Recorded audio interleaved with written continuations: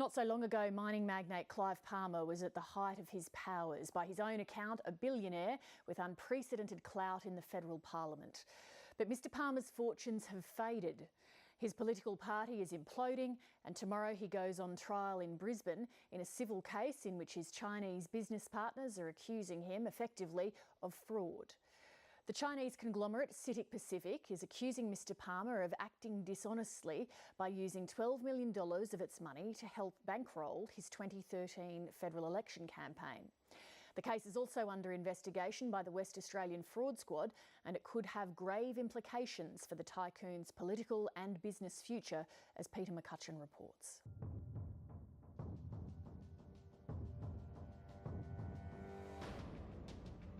For the past 3 years, Clive Palmer and his estranged Chinese mining partners have been slugging it out in courts across the country. The anger has been exposed in both public and private exchanges. I'm chairman of this company. I don't want to bring up little f***s like you because you won't pay your bloody rates or play your rent. I've had enough of this. So pack up all your f***ing gear and get back to China. The reality of it is that they owe us $700 million they don't want to pay. And now this bitter and at times bizarre dispute, originally over mining royalties, is about to get even nastier. They're both behaving in a way that is quite unusual in terms of the resolution of disputes of this kind. They're really both effectively using the nuclear option. In Brisbane tomorrow, a Supreme Court judge will hear an application by Chinese state-owned mining giant CITIC Pacific to declare Clive Palmer personally acted dishonestly in breach of trust. Yeah, have you seen the dinosaur? We have, the kids loved it. The allegation is targeted specifically at the self-described billionaire, rather than the companies he owns. It's quite an amazing case. I mean, you have the most important conglomerate in our largest export market running into so many problems here. I mean, it's just incredible. This is where the trouble began, the Pilbara in remote Western Australia. The Sino Iron Project has been plagued by technical glitches, delays and a $7 billion cost blowout. And in 2012, Clive Palmer's private company, Mineralogy, which owns the mining tenements, and the CITIC Group had a falling out over how to calculate royalties. At one stage, Clive Palmer even applied, unsuccessfully, to have the Chinese thrown off the mine altogether. Western society tends to be more litigious than Chinese society, whereas in China you like to sort out problems over the dinner table and try to avoid going to court. So I think there's probably, in addition to the dispute itself, there's also definitely a cultural issue there as well. Okay, look, you have a watch me? As the royalty dispute escalated, Clive Palmer launched an expensive political campaign. It was just a matter of whatever we requested, we pretty much got.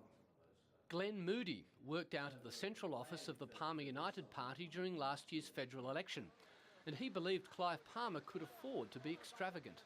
So money was no object?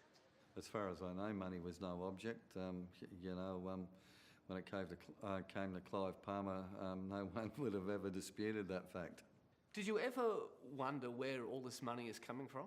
Oh, definitely not. I mean, I was under the same belief like everybody else that, Clive had, 20 camels running around in the desert all with sacks full of cash, so hanging off the side. So, that was never a thought in my mind anyway.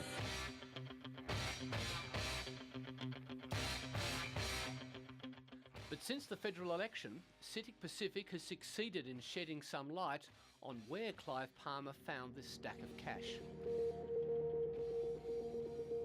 Court documents reveal that Clive Palmer withdrew more than $12 million just before the 2013 election from an administrative fund set up specifically to operate the port of the Sino Iron Pilbara project.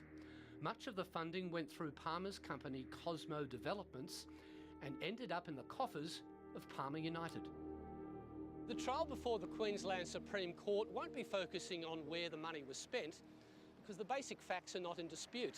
For example, $6 million went directly to the Palmer United Party, another $2 million to the advertising company that ran the election campaign.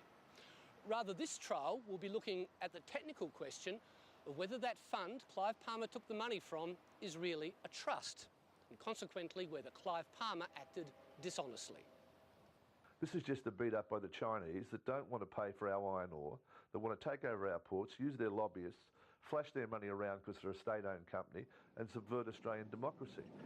It's not Townsville, isn't it? Clive Palmer's lawyers claim Mineralogy returned the $12 million 6 months ago, before CITIC even began its court action. And so this case is purely an attempt to embarrass their client. And Clive Palmer himself has shown he doesn't like to be questioned about the details of the case. Yes, you've made that clear, but there are a couple of questions that you were prepared to take earlier on this week that I just want to clear up. I'm not answering any more for you, so goodbye. We'll see you later. Corporate law expert Professor Roman Tomasic says both sides over the past 3 years have engaged in what he calls strategic litigation, using the courts to inflict psychological damage. The extent to which this dispute is known to the courts to be one that is the result of bitter personal differences. But CITIC Pacific denies its pursuit of Clive Palmer over a breach of trust is just a psychological game. It argues the Queensland businessman has displayed a pattern of dishonesty, including producing a sham document to hide his breach of trust. And they've referred the matter to the West Australian Major Fraud Squad. I can confirm that we have received materials on behalf of the CITIC Group, and we've commenced to assess those materials to determine whether there's been any criminal activity as part of our normal fraud investigation and assessment process. For Clive Palmer, there's a huge amount at stake. Ore from CITIC's project finally started to flow out of the Pilbara last December, 4 years behind schedule. Tomorrow's civil trial and the police fraud investigation may determine whether and how much Mr. Palmer shares in the enormous profits to be made.